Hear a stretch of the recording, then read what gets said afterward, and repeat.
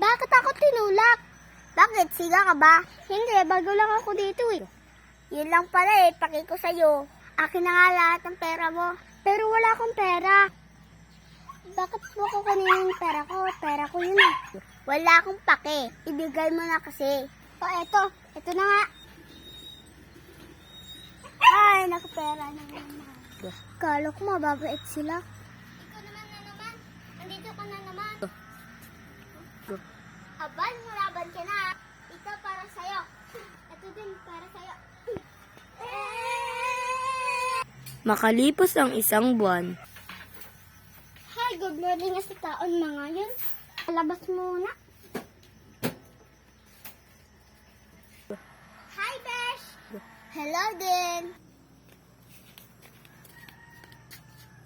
Sorry sa gawa ko, ha? Sorry din ang mga gawa ko, ha?